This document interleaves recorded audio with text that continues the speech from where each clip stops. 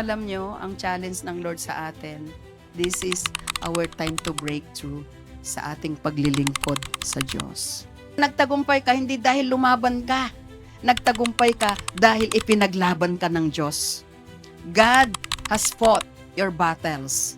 Sa lahat ng aspeto pala ng buhay natin, kapag nandyan ang pabor ng Panginoon, hindi pwede kang magapi ng kaaway. Lagi kang magtatagumpay. Hallelujah, our highest praise. Hallelujah, for you are great. Hallelujah, we lift up our praise. Hallelujah, we stand amazed. To you we bow down.